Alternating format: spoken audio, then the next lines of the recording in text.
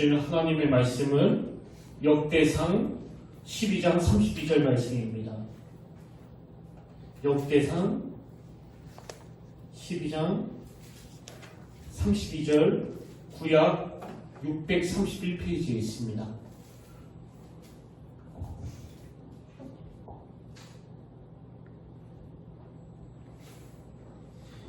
역대상 12장 32절 우리 한 절인데요. 다 같이 한 목소리로 봉독하기 원합니다. 시작! 이사갈 자손 중에서 시세를 알고 이스라엘이 마땅히 행할 것을 아는 우두머리가 200명이니 그들은 그 모든 형제를 통솔하는 자이며. 아멘. 할렐루야. 반갑습니다. 우리 함께 인사 나누기 원하며 참 잘하셨습니다. 오늘도 하나님이 주시는 위로와 평안을 여러분 다 누리게 되시기를 진심으로 축복합니다. 제가 신학교에 입학하던 그 첫 번째 학기는 제 마음에 이 두 마음이 막 요동을 치던 그런 학기라고 저는 기억을 하고 있습니다. 먼저 제 안에는 이 자격도 없는 저를 신학생으로 또 목회자로 불러주신 그 은혜와 또 예배 시간마다 부어주시는 그 은혜의 감격이 넘쳐서 참 많은 눈물도 흘렸고 또 새벽기도 갈 때마다 그 뜨거운 마음으로 꼭 그 손수건을 챙겨서 예배실로 가던 게 저에게 너무나 추억으로 남아있는데요. 근데 이런 막 뜨겁고 감격적인 마음과는 달리 다른 한편으로 제가 가지고 있었던 참 미숙한 마음이 뭐냐 하니까 그 동료 신학생들을 대상으로 너무나 불평이 많았던 그런 상태로 제가 참 어수선한 한 학기를 보낸 것 같습니다. 왜 그런가 하니까요. 예를 들면 이런 겁니다. 이제 입학을 하고 시간이 좀 지나니까 신학교 그 건물 앞에 그 신학생들이 쓴 대자보가 붙어 있는데요. 어떤 내용인가 궁금해서 그 대자보를 읽어보니까 굉장히 강한 어조로 글을 썼더라고요. 그리고 아주 길게 장황하게 글을 썼는데 요지는 이런 겁니다. 이제 학교 식당밥이 너무 맛이 없다. 그리고 반찬도 별로 없다. 그런 요지의 대자보였던 것 같아요. 그 당시로 저는 좀 이 사고가 경직이 되어 있었던 때이기 때문에 아니 신학생이 무슨 반찬 가지고 또 밥 가지고 이 대자보까지 붙이나 그게 좀 시험이 되었는데요. 시간이 좀 더 지나니까 또 다른 대자보가 붙었는데 그 글의 요지도 이런 겁니다. 군의 서점에 있는 그 책값을 좀 더 많이 할인해달라. 제 기억으로 그때 그 서점을 학교가 운영한 게 아니고 어느 집사님 부부가 운영을 했는데요. 그 당시로도 꽤 많이 할인해 준 걸로 저는 기억하고 있거든요. 근데 그걸로는 모자르다. 더 많이 할인해달라. 이런 내용으로 그 대자보가 붙어 있으니까 제가 그게 잘 용납이 안 되는 겁니다. 그래서 신학생 초기에는 불평도 많아가지고 같이 그 입학한 그 친구에게 신학생들이 의식이 없다는 등 막 또 부끄럽다는 등 그렇게 비판을 많이 했었는데요. 제가 2학기가 되던 즈음에 제가 교육전도사로 사역을 바로 시작한 게 아니기 때문에 이번 주에는 이 교회에서 예배드리고 또 다음 주에는 저 교회에서 예배드릴 때인데요. 그날도 여느 때와 다름없이 규모가 좀 있는 어느 교회에 가서 예배를 드리는데 그 교회에서 그 서점을 운영하고 있더라고요. 그래서 그 서점에 들어갔는데요. 예배가 금방 끝났으니까 막 책을 사겠다는 그 성도님들로 바글바글 거리고 또 그 계산대 앞에는 막 줄을 서가지고 그 계산을 기다리는 사람들은 많아가지고 막 되게 복잡했는데요. 근데 제가 그때 책을 한 권 골라가지고 카운터에 있는 여 직원에게 이런 질문을 한 겁니다. 제가 신학생인데 혹시 할인 안 해줍니까? 그랬더니요. 그 카운터에 있던 여직원이 엄청 바쁜 가운데 잠깐 일손을 멈추고 저를 아주 그 묘한 눈빛으로 쳐다보더니 아니 신학생이라고 왜 할인을 해줘야 되는데요?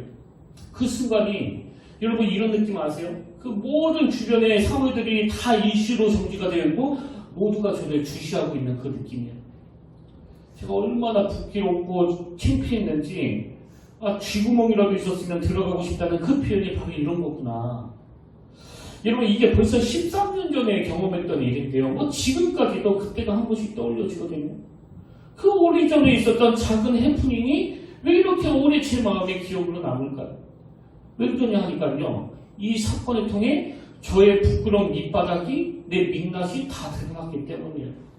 그렇게 혼자 의식 있는 척하고 비판을 혼자 다 하고 아니 무슨 신학생이 기도는 안 하고 반타투정이나 하고 있느냐고, 무슨 신학생이 그 책각 깎아달라는 이런 걸 대자보까지 붙이느냐고 그렇게 비아냥거렸지만, 사실 제 밑바닥에 있는 욕구는 나도 신학생이라고 그런 특권의식에 쩔어가지고 그 책값 할인을 받고 싶은 마음을 가지고 있었던 거 아닙니까?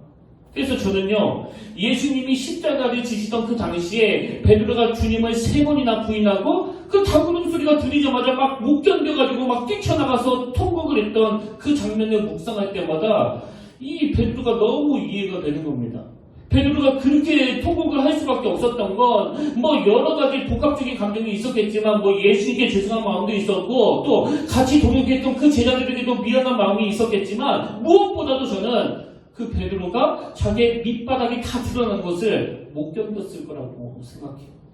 그렇게 많은 사람들 앞에서 큰 소리 뻥뻥 치고 누가 뭐라고 그러든 나는 절대로 주님을 배신하지 않는다, 부인하지 않는다, 그렇게 자신있게 말했지만 이것이 얼마나 자기에 대해서 모르는, 정말 영적으로 허약한 자기의 민낯을 모르는 그런 잘못된 태도였는지를 철저하게 깨닫고 나니까 베드로가 자기 존재에 대해서 견딜 수가 없었고 그것이 심히 통곡하는 것으로 표출된 거 아니겠나, 그런 생각을 제가 해보게 되는 겁니다. 여러분, 하나님은요, 때때로 우리의 밑바닥을, 우리의 민낯을 우리가 가장 감추고 싶고 가장 수치스럽게 생각하는 그것을 아주 잔인한 방법으로 그것을 드러내실 때가 있습니다. 그래서 여러분이 잘 아시는 그 다윗, 남편이 있는 바세바라는 여인에게 성적으로 죄를 듣고 또 그 일을 은폐하려고 그 남편을 죽이는 짓을 저질렀지만, 그리고도 이 다윗은요, 뭐 오랫동안 회개하지 않았습니다. 그렇게 어린 시절부터 하나님의 일하심과 하나님의 함께하심을 목도한 이 다윗이었지만 자기가 저지른 그 죄악에 대해서 그 어떤 회개 모습도 보이지 않았거든요. 근데 그렇게 죄책감 없이 살아가던 다윗에게 하나님은 너무나 잔인한 방법으로 다가가시잖아. 나단 선지자를 보내셔가지고는 그의 민낯을 그대로 다 드러나게 하시는 겁니다. 그리고는 여러분도 아시지만 얼마나 잔인할 정도로 그 다윗의 민낯을 고발하고 까맣힙니까? 비유를 해가면서. 아마 어지간한 왕 같으면요, 그 수치심을 드러내게 하는 그 사람을 죽여버렸을 거예요. 자기의 권력을 이용해가지고. 그러나 이 다윗의 비유는 뭐예요? 그렇게 자기의 민낯을 드러내는 분이 하나님이시라는 걸 깨닫고 다윗은 그 하나님 앞에 이 무너진 마음을 가지고 회개의 자리로 나가는 거예요. 그런 의미에서 저는 지금 우리가 겪고 있는 이 코로나19가 바로 이런 측면으로 하나님께 쓰임을 받고 있다고 생각합니다. 자기가 영적으로 얼마나 허약한지를 몰랐던 이 베드로, 그냥 교만에 빠져가지고 그렇게 자신만만하던 이 베드로에게 그 다구름 소리를 통해 그의 밑바닥을 드러내셔서 심히 통곡하게 하시는 분이 하나님이시고, 또 그냥 알량한 특권의식에 젖어가지고 혼자 의식은 다 가지고 있는 것처럼 그렇게 동료 신학생들을 비판하는 저에게 그 서점 직원을 통해서 저의 민낯을 드러나게 하셔서 그것이 저에게 13년 동안이나 마음에 잔인하게 하신 분이 하나님이시라고 한다면, 오늘 코로나19를 통해서 하나님은 우리 크리스찬 개인의 민낯과 한국교회의 민낯을 그대로 드러내는 도구로 이 코로나19를 사용하고 계시는 것 같습니다. 어떻게 보면은요, 하나님이 이 코로나19를 통해서 지금 한국교회의 민낯을 아주 무섭게, 아주 잔인하게 다 까발키고 있는 것 같은 느낌이에요. 뭐 우리 교회는 지금 이렇게 대면 예배를 드리고 있지만요, 아직도 그 상당히 큰 교회에서는 그 성도님들이 일부 인원만 예배드리도록 제한하니까 아직도 집에서 그 영상으로 예배를 드리는 분이 많은데요. 근데 제가 그렇게 집에서 영상으로 예배드리는 분들의 이야기를 들어보면요, 뭐 저는 그것도 참 귀하다고 생각해요. 이렇게 자기의 민낯을 고백하는 겁니다. 목사님, 처음에 이 코로나19가 터지고 가정에서 예배 드릴 때는 비록 우리 집 거실에서 이 영상으로 예배를 드리지만 제가 정장을 입고 정말 본 땅에서 드린 것과 같이 똑같은 마음으로 이 예배에 임했는데요. 그런데 그게 언제 무너졌는지 지금은 잠옷만 입고 소파에 길에서 예배를 드리는 저를 발견하게 됩니다. 또 어떤 분은요, 목사님, 저는 예배 다 안 드립니다. 그냥 설교만 듣고 있습니다. 지금 자기 민낯이 다 드러나고 있는 거거든요. 또 어떤 분은 이런 이야기를 하시더라고요. 사회적 거리두기 하라고 하니까 하나님과 거리두기를 하고 있습니다. 이 한마디 말 안에 많은 뉘앙스가 담겨져 있는 거 아닙니까? 이번 명절에도 제가 시간을 내서 그 은퇴하신 목사님께 인사드리러 갔었는데요. 이 목사님은 뭐 제가 직접 겪어서도 잘 알지만 현역에 계셨을 때 굉장히 열정적으로 사역을 하셨던 분이거든요. 그래서 제가 정말 닮고 싶은 목사님 중에 한 분인데 이번 명절에 찾아뵙고 같이 이야기를 나누다가 제가 너무나 당황이 됐었던 게 갑자기 이런 고백을 하시는 겁니다. 뭐라고 말씀하신가 하니까 내가 현역에 있을 때는 너무나 교회에 충성하고 예배를 사랑하고 예배에 충성했다고 생각했는데 이제 은퇴하고 나서 모든 것을 다 내려놓고 나서 그때 자기 모습을 돌아보니까 자꾸 이 무슨 생각이 드는가 하면 현역 때의 그 자기의 모습이 마치 종 땡땡 치면 그냥 기계적으로 침 흘리는 개와 같은 모습이 떠오른다는 겁니다. 이게 무슨 말인가 하냐면요. 그렇게 열심히 봉사하고 신방하고 교회를 섬기고 성도들을 섬겼는데 그게 마음속 깊은 데서 우러나온 충성된 모습이 아니라 그저 명목상의 그리스도인 그냥 기계적으로 아무 마음 없이 살겠던 자기의 모습을 발견하고 은퇴하고 나서 초반에는 도저히 견딜 수가 없었다는 거예요. 뭐 오죽하면 마음이 너무너무 괴롭고 고통스러워서 그 불면증까지 왔다고 그러시더라고요. 저는 그렇게 모두에게 박수를 받고 또 존경을 받으면서 은퇴하셨던 그 목사님이 이제 막 목회를 시작한 저에게 자기의 치부를 드러낼 수 있다는 건 그건 그분의 정직함이라고 생각해요. 그리고는 그렇게 불면증까지 올 정도로 너무나 부끄러운 자기의 수치를 가지고 지금은 오히려 더 주님 앞으로 나가는 도구로 쓰고 있다는 그 목사님이 저는 너무나 귀하게 느껴졌습니다. 이런 점에서 저는 지금 하나님이 이 코로나19를 통해서 우리 개개인의 민낯을 그대로 드러내기를 원하시고 뿐만 아니라 워낙 한국교회 전체의 민낯을 그대로 드러내고 계시다고 생각합니다. 그리고 이게 정말 사실이라면 지금 코로나19를 통해서 우리 모두의 부끄러운 모습이 감추고 싶은 그 모습이 다 드러내기 원하시는 하나님의 일하심이라고 한다면 여러분 우리는 하나님 앞에 어떤 반응을 보여야 될까요? 저는 이 질문의 답을 다윗 왕에게서 찾는데요. 아까 그렇게 자기의 민낯을 다 드러내는 이 나단 선지자를 뭐 옥에 가둬버리고 죽여버리는 게 아니라 다윗이 어떤 반응을 보입니까? 사무엘하 12장 13절을 보십시오. 다윗이 나단에게 이르되 내가 여호와께 죄를 범하였노라. 이게 다윗의 위대함 아닙니까? 그렇게 부끄러운 자기의 치부를 다 까발치면서 당신이 얼마나 악한 왕인지 아니라는 식으로 막 몰아붙이는 이 나단 선지자 앞에서 내가 여호와께 죄를 범하였노라. 지금 누구한테 말하는 거예요? 그 나단 선지자에게 고백하는 거예요. 그런가 하면 우리가 잘 아는 시편 51편에서도 이 상황을 똑같이 고백합니다. 자 5절에 보십시오. 내가 죄인 중에 출생하였으며 어머니가 죄 중에서 나를 잉태하였나이다. 자기의 민낯이 만천하 앞에서 다 드러난 그 상황에서 뭐 내가 우연히 뭔가 씌워가지고 그런 짓을 했다고 이렇게 막 변명하는 것이 아니라 내 존재 자체가 죄악덩어리라고 나는 어머니 뱃속에부터 죄를 몸에 달고 태어난 그런 존재라고 스스로 자기의 존재를 고백하는 거예요.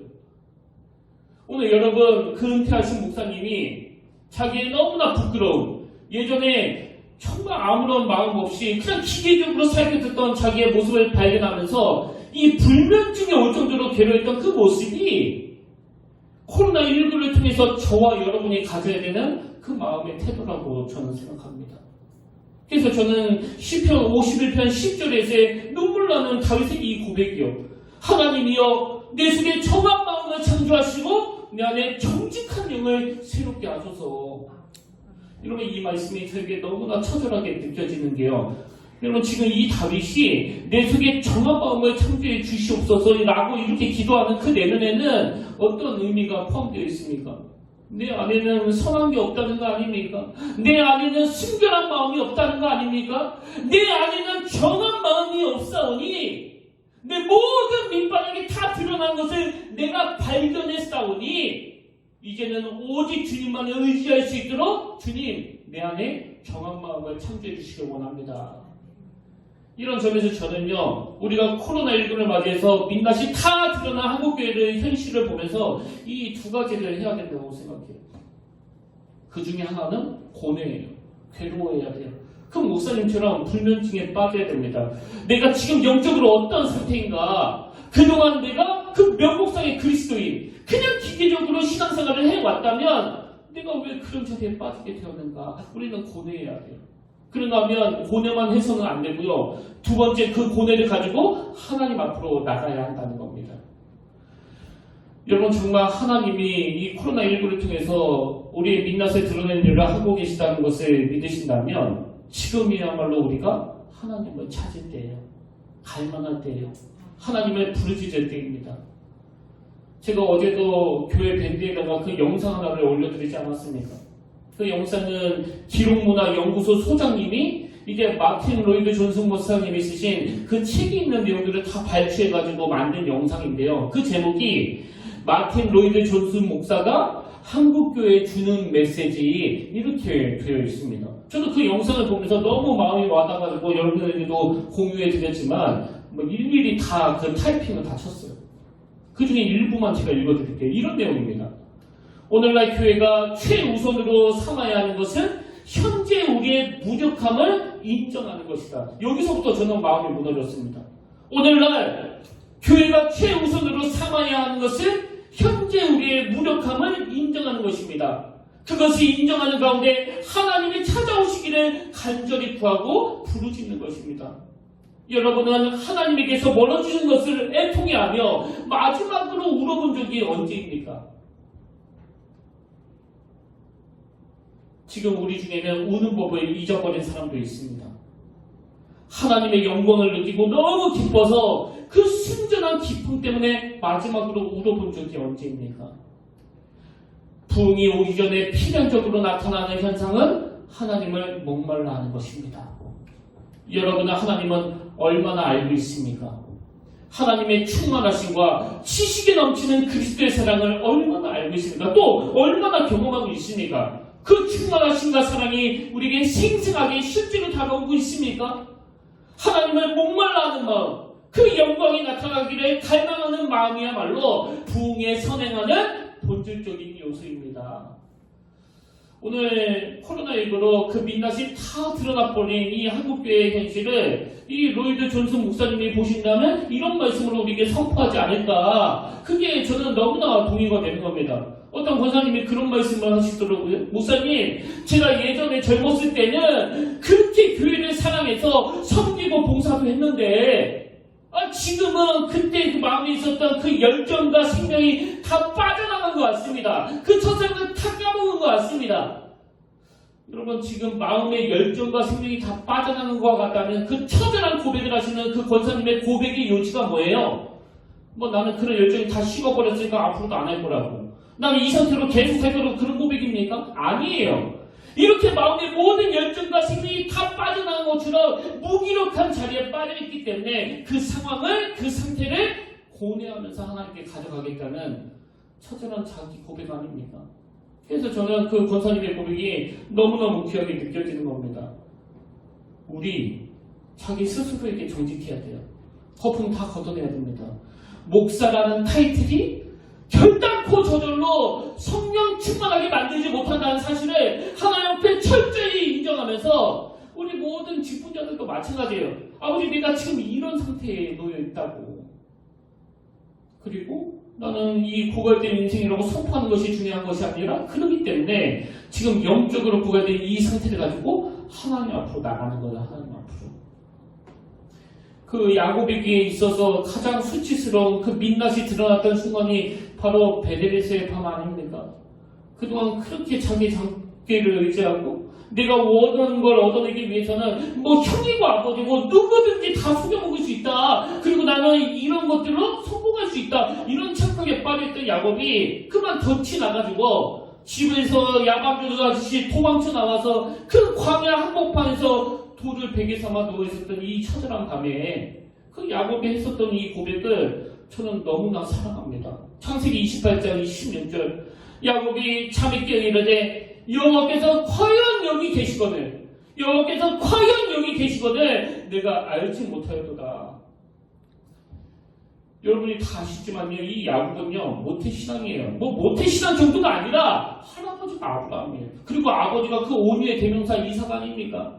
그래서 어릴 때부터 하나님의 말씀을 들으며 할아버지의 그 영향을 받으면서 살아봤던 이 야곱이지만 자기의 민낯이 다 드러났던 그 광야에서 그가 처절하게 고백했었던 것은 여호와께서 과연 여기 계시거늘 내가 알지 못할까요? 코로나19를 통해서 목회자인 저부터가 여호와께서 과연 여기 계시거늘 그동안에는 그저 명목상의 그리스도인으로 그런 기계적인 종교 생활을 했는지는 모르지만 지금 내 민낯이 다 드러나는 이 부끄러운 상황을 하나님을 의지하는, 하나님을 찾는, 하나님께 부르짖는 그런 재료로 쓰기를 원합니다. 저는 하나님이 원하시는 게 바로 이거라고 생각해요. 여러분, 지금 대부분의 교회가 그 몸살을 앓고 있다는 소식들이 계속 들려지고 있거든요. 그것도 1년 넘게 계속 들려지고 있습니다. 뭐 지난주만 해도요, 제 친구 목사님을 전화로 그 아픔을 토로하는데요. 자기가 섬기고 있는 그 교회에서 지금 성도들이 딱 둘로 나눠져서 막 무섭게 싸운다는 거예요. 그리고는 자기들끼리만 싸우는 게 아니라 그 양쪽이 다 계속 그 담임 목사님에게 요구를 한대요. 한쪽에서는 아니 왜 목사님은 그 광화문 집회를 하는 사람들의 편에 서서 왜 설교하지 않으시느냐고, 목사님 지금 비겁한 거 아니냐고 막 그렇게 막 퍼붓고 있고요. 또 다른 한쪽에서는 아니 왜 목사님은 광화문 집회를 열고 그 목사님에 대해서 비난하지 않으시느냐고, 목사님도 똑같은 생각을 하고 계시는 거 아니냐고. 이 두 사이에서 매 주일 설교할 때마다 그 압박으로 견딜 수가 없다는 것. 만약에 여러분이 담임 목사라면 어느 쪽을 택할 것 같습니까? 한쪽이 시험에 들고 한쪽이 만족이 되는 이 구두를 계속 요구하고 있는 이 상황이야말로 지금 너무 가슴 아픈 상황 아닙니까? 뭐 너무나 민감한 상황이니까 뭐 다 가슴이 답답해서 그러시나 보다 저도 그렇게 억지로 이해해드리려고 애를 쓰고 있지만요. 그러나 여러분, 그럼에도 불구하고 지금 코로나19를 통해서 우리 민낯을 드러내게 하신 분이 하나님이시라는 걸 믿으신다면 여러분, 지금 우리가 고뇌하며 하나님을 찾을 때, 그리고 처절하게 하나님 앞으로 나아가 여호와께서 과연 여기 계시거늘 내가 알지 못하였도다, 이렇게 우리가 고뇌하며 하나님을 찾을 때 하나님은 바로 우리 삶의 대안인 그 변화를 가져다 주시는 것. 변화. 그래서 저는 하나님께서 우리의 변화를 위해서 이 오늘 본문 말씀을 선물로 주셨다고 생각하는데요. 그렇게 하고 또 제가 받았습니다. 자, 오늘 본문 역대상 12장 32절에 보십시오.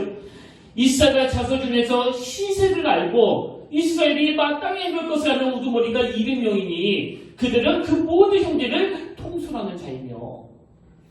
오늘 본문의 배경은 그 사울 왕이 죽은 후에 이제 새로운 지도자로 다윗이 왕으로 추대되는데 그때 모여든 각 지파 용사들을 소개하는 과정에서 나오는 그런 구절이거든요.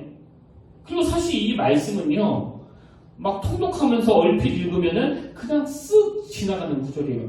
근데 저는 이 쓱 지나갈 수밖에 없는 이 말씀 속에서 우리가 뭘 기도해야 되는지, 우리가 변화를 위해서 뭘 갈망해야 되는지를 발견했는데, 여러분, 너무나 혼란스러운 이 사울왕 시대를 하나님이 접으시고 새로운 지도자로 이 다윗을 세우시는 과정에서 그 지파에 모여든 용사들의 모습을 묘사하면서 하나님은 그들에게 새 시대에 뭘 구해야 되는지를 깨닫게 해주셨다는 겁니다. 그래서 저는 오늘 이 본문 말씀을 가지고요, 변화를 위해 구해야 할 것들, 이것을 한 3가지로 뽑아봤는데요. 여러분, 오늘 우리의 민낯을 드러내신 분이 하나님이시라고 한다면 이 수치스러운 상황을 벗어나기 위해서 우리는 뭘 구해야 되는 것인가? 그 대안이 3가지인데요. 첫 번째가 시대에 대한 분별력을 갖춘 사람, 시대에 대한 분별력을 갖춘 교회가 되게 해달라는 그 기도를 드려야 된다는 겁니다. 오늘 본문 역대상 12장 32절 앞부분입니다. 이사가 자손 중에서 시세를 알고, 여기 나오는 이 시세를 알고, 이 부분을 히브리어로 보면은 이건 시대에 대한 분별력을 나타내는 표현이에요. 시대에 대한 분별력. 32절의 새 번역으로 보니까 이사가 자손의 우두머리 200명이 그들의 모든 부하를 이끌고 왔다. 그들은 때를 잘 분간할 줄 알고. 제가 이 구절을 읽다가 보니까 그 누가복음 12장에서 예수님이 그 당시 지도자들에게 했던 책망이 마음에 확 들어오는 겁니다. 자, 누가복음 12장에서 56절에서 그 당시 종교 지도자들을 향한 이 주님의 책망을 한번 보십시오. 외식하는 자여, 너희가 천지에 가서는 분간할 줄 알면서 어찌 이 시대는 분간하지 못하느냐? 어찌 이 시대는 분간하지 못하냐는 그 당시 종교 지도자들에 대한 이 주님의 책망이 오늘 본문에 나오는 이 시대에 대한 정확한 분별력을 가지고 있었던 그 이사가의 자손들, 그들은 때를 잘 분간할 줄 알고, 이렇게 나오는 말씀과 너무 대조가 되는 말씀 아닙니까?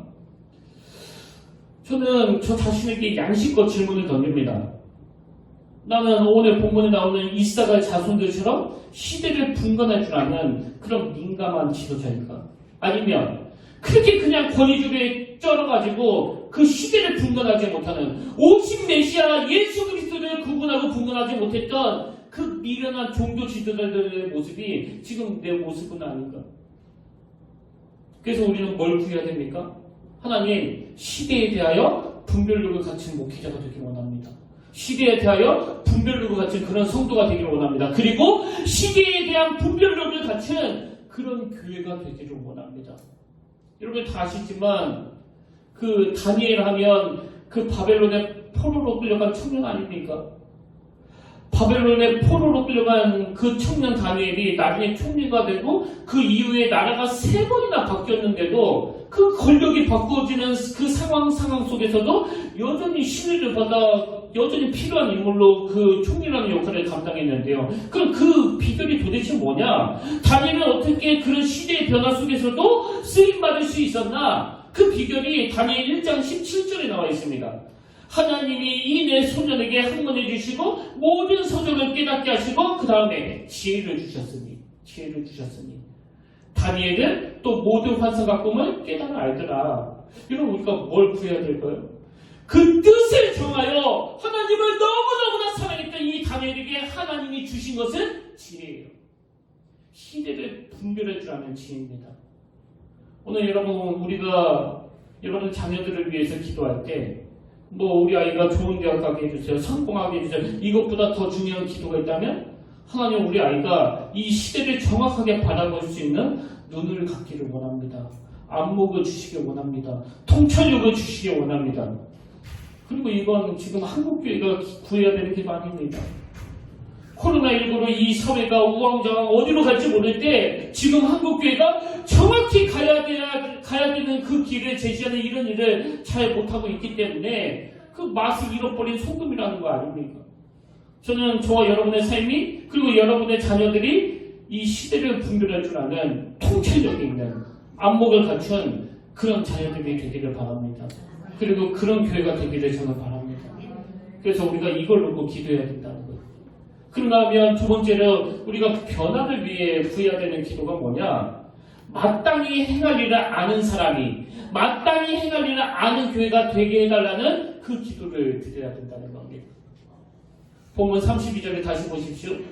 이스라엘 자손 중에서 시세를 알고 그 다음에 이스라엘이 마땅히 행할 것을 아는, 여기 나오는 마땅히 행할 것을 아는 이 부분을 묵상하다 보니까요, 그 신명기 2장에 나오는 하나님의 말씀 다 아시잖아요? 신명기 2장 1절부터 3절까지 나오는 이 하나님의 말씀 한번 들어보세요. 우리가 방향을 돌려 여호와께서 내게 명령하신 대로 홍해길로 광야에 들어가서 여러 날 동안 세일산을 두루 다녔더니 여호와께서 내게 말씀하여 이르시되 너희가 이 산을 두루 다닌 지 오래니 돌이켜 북으로 나아가라.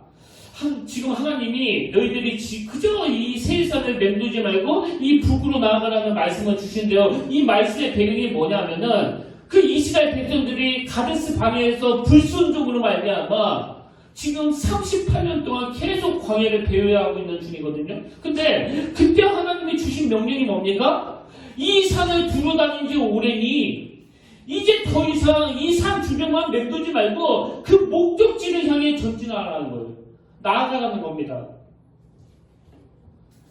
여기 저처럼 모태신앙이신 분, 또 오래 예수 믿으신 분, 혹시 지금 여러분과 저의 신앙이 이 세상에 빙빙 도는 것과 같은 그런 신앙생활을 하고 있는 건 아닙니까? 열심히 달려가는데 그 보니까 제자리예요. 맨날 그 자리만 들고 계시는 분은 안 계십니까? 그게 시편 1편 1절에서 말하는 하나님이 생각하시는 악한 사람이에요. 지혜롭지 못한 사람입니다. 그 바람에 나는 겨우 그냥 빙빙 도는 거 아닙니까? 그 방향성이 없어가지고 오늘 한국교회 부끄러움이 빙빙 돌고 있는 거 아닙니까? 그런데 코로나19를 통해 민낯을 드러내시는 하나님, 그 하나님의 뜻을 살펴 이제는 전진해야 된다는 거예요. 허건나 우리끼리 싸우고, 허건나 우리끼리 손가락질하고, 허건나 우리끼리 정지하던 걸 다 멈추고. 2주 전에 그 마라의 쓴물을 단물로 바꿔주시는 그 하나님을 제가 소개해드리지 않았습니까? 오늘 제가 굉장히 중요한 포인트를 말씀드리려고 하는데요. 여러분, 나그네 인생길, 광야 같은 인생길에서 내가 마라의 쓴물을 단물로 바꿔주시는 그 하나님을 경험했어. 내가 그 기적을 맛봤어. 그렇게 하고 그냥 주저앉아 있기를 바라시는 게 결단코 하나님의 뜻이 아닙니다. 광야는요, 내가 무슨 기적을 경험했어, 신기한 어떤 체험을 했어, 이걸 자랑하고 그 자리에 머무는 게 아니라 전진하는 게 목적이에요. 전진하는 게. 그래서 여러분, 그 출애굽기 15장에서 마라의 쓴물을 단물로 바꿔주시는 주님의 기적도 경험하고 그 다음에 그 풍요로운 물된 동산, 그 엘림을 거쳤는데요. 바로 그 다음에 나오는 16절 1절 말씀이 저는 너무나 의미가 있는 겁니다. 자, 보십시오. 이스라엘 자손의 온 회중에 엘림을 떠나, 이스라엘 자손의 온 회중에 엘림을 떠나 엘림과 시내산 사이에 있는 신광야에 이르니, 신광야에 이르니. 여러분, 광야 같은 인생길에서 우리가 꿈꾸는 건 기적을 체험하는 게 아니에요. 전진하는 겁니다. 기적은 그 전진을 위하여 하나님이 주시는 배려예요. 불기둥이, 구름기둥이, 만나가, 메추라기가 쓴물을 탄물로 바꿔주시는 그 하나님의 기적이 그 모든 것이 놀라우나 놀라우나 그러면서 감탄만 하는 도구가 아니라 힘을 내서 전진하라는 거예요. 전진. 이 믿음만 있다면 지금 이 코로나19가 절대 우리를 무릎 꿇게 만들지 못합니다. 이 믿음만 있다면. 그래서 여러분, 우리의 수치가 다 드러난 이 현실 앞에서 오히려 영적인 목적지, 그 가나안이 여러분 눈에, 여러분 마음에 너무나 선명하게 잡혀지는 은혜가 있기를 바랍니다. 그래서 전진해야 돼요. 그리고 지금 내가 해야 할 일을 아는. 그런가 하면 마지막 세 번째로 변화를 위해서 우리가 구해야 될 게 하나 더 있는데요. 그건 이 시대와 이 사회에 영향력을 행사할 수 있는 사람이 되기를 기도해야 된다는 겁니다. 보면 맨 마지막 부분입니다. 32절. 이스라엘 자손 중에서 시세를 알고 이스라엘이 마땅히 행할 것을 아는 오두머리가 200명이니 그 다음 보세요. 그들은 그 모든 형제를 통솔하는 자이며. 제가 이 말씀을 묵상하면서 막 이런 기도가 나오는 겁니다. 아버지, 이 종이 정말 평택교회 성도님들을 잘 이끄는 그런 지도자가 되게 하여 주시길 원합니다. 그리고 우리 젊은 성도님들이, 또 우리 권사님들이 각 가정의 자녀들을 잘 지도할 수 있는 그 리더십을 허락해 주시길 원합니다. 무엇보다도 주님의 십자가로 거듭난 모든 그리스도인들은 혼미한 이 시대에 어느 길이 정확한 길인지를 제시할 수 있는 그런 통솔력을 허락해 주시길 원합니다. 이걸 가지고 제가 묵상하고 기도하다 보니까요, 그 지도자 느헤미야가 떠오르는 겁니다. 느헤미야 1장 3절. 그들이 내게 이르되 사로잡힘을 면하고 남아있는 자들이 그 지방 거기에서 큰 혼란을 당하고 능력을 받으며 예루살렘 성을 허물어주고 성문들을 불탔다 하느니라. 지금 고향에서 들려지는, 그 고국에서 들려지는 억장이 무너지는 그 절망적인 상황 앞에서 이 느헤미야가 어떻게 지도자가 되었느냐. 그 다음 4절에 보니까요, 이 두 가지 반응이 그를 지도자로 만들어줬더라고요. 고향에서 들려지는, 고국에서 들려지는 이 절망적인 상황 앞에 그가 했던 첫 번째 반응은 바로 눈물이에요. 울었습니다. 4절. 내가 이 말을 듣고 앉아서 울고 수일 동안 슬퍼하며. 사람들은 이렇게 이야기해요. 가슴을 뛰게 만드는 그게 당신의 비전이라고, 가슴을 뛰게 만드는 그게 당신의 사명이라고, 다 맞는 이야기예요. 그러나 하나 더 있습니다. 눈물이 머무는 그게 사명이에요. 날 고통하게 만드는 그게 사명입니다. 그래서 여러분, 지금 한국교회 민낯이 다 드러나는 이 상황에서 네 잘못이니 내 잘못이니 이렇게 다가가지 아니하고 우리는 이걸 사명으로 받아야 되는 거예요. 이게 느헤미야가 보여준 모습입니다. 그런가 하면 이 느헤미야가 했던 더 중요한 한 가지가 4절에 나오는데 그는 금식하며 기도했다는 사실이에요. 4절.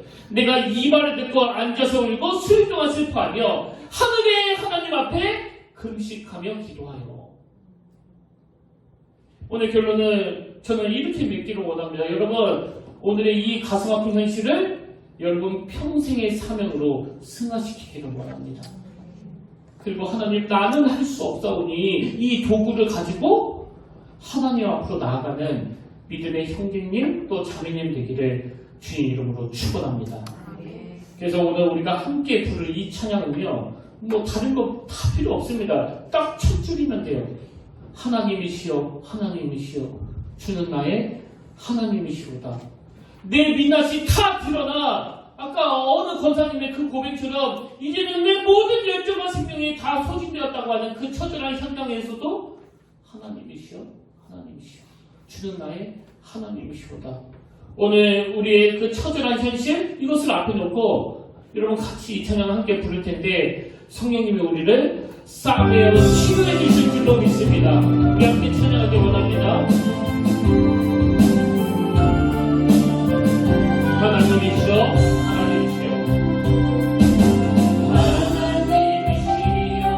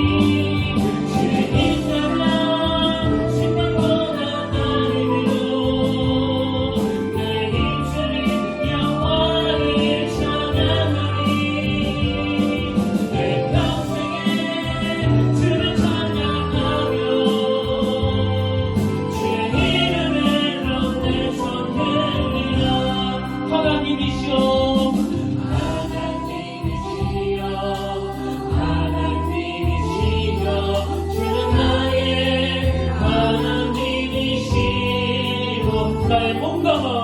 나의 건강하니 주를 갈망하며 이제 내가 주께 고백하는가. 여호와는 여호와는 나의 힘이요 여호와는 나의 선포하십시오. 내가 그를 두려워하리요. 여호와는 생명의 피난처시니 주의 자가 생명보다 나을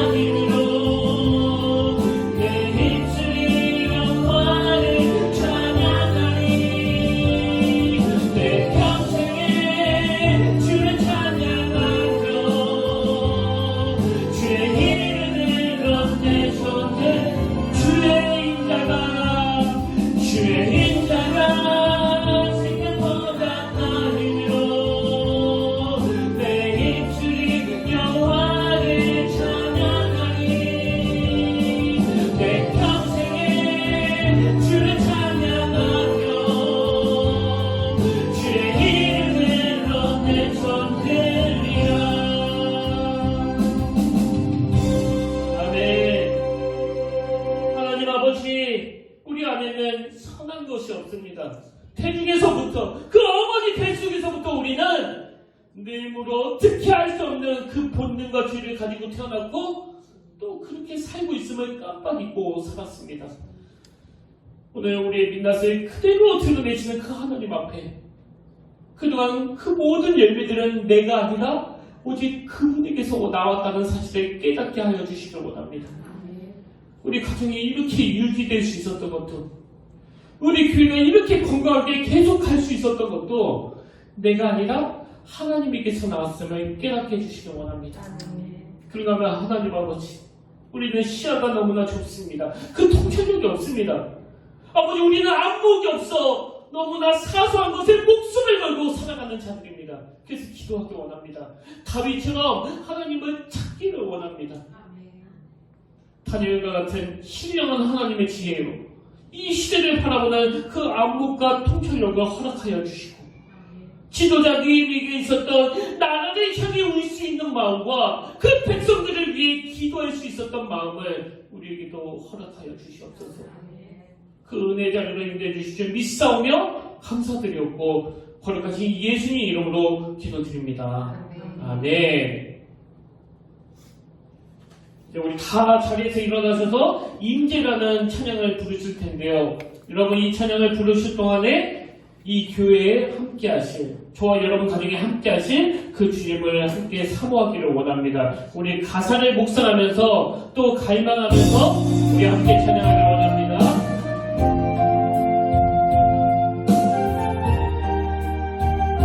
하늘의 문을 열어서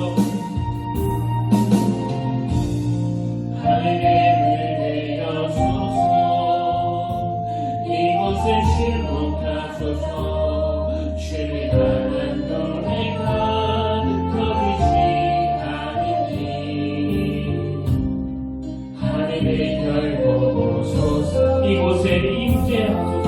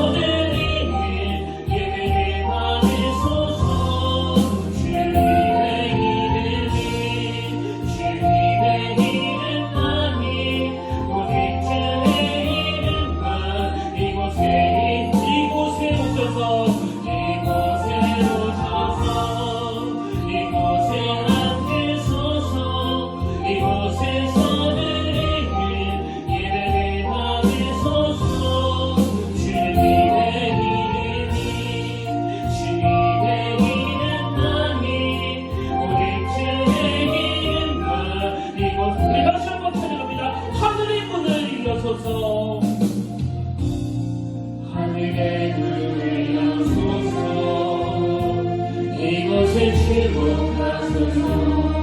주를 향한 노래가 거두지 않으니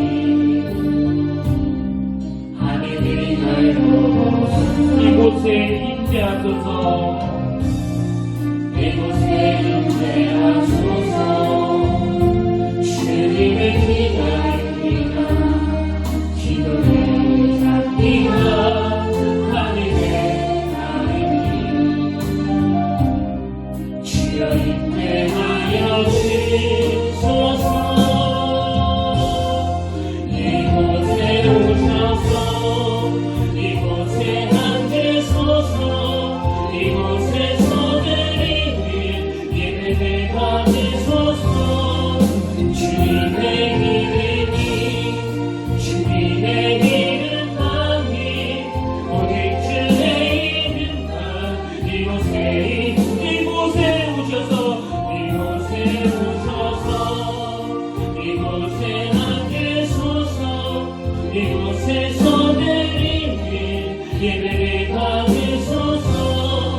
주님의 이름이 주님의 이름만이 오직 주의 이름만 이곳에 있습니다. 아멘. 오늘 이 혼란하고 어두운 시대를 평화로 이끌어 가신 분은 오직 주님이심을 기억하고 철저하게 그 하나님을 의지하며 내 자아를 내려놓는, 그래서 하나님 우리를 수치와 부끄러움을 가려주시는 그 십자가를 의지하는, 십자가만 바라보는 그런 신앙생활로 변화시켜 주시옵소서. 이번 한 주간 그런 삶을 살아내도록 주님 간섭하여 주시고 우리의 삶 가운데 거하여 주시옵소서.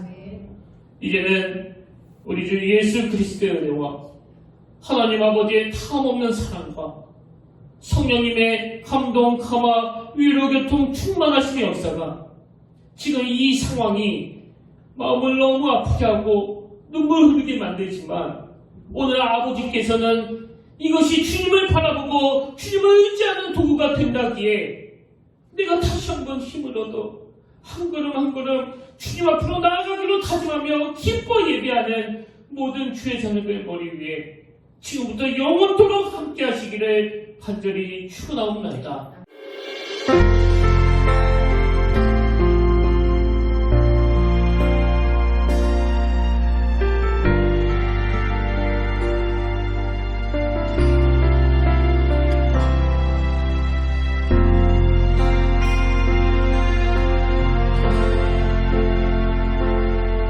지금 서 있는 이곳에서 높임을 받으소서.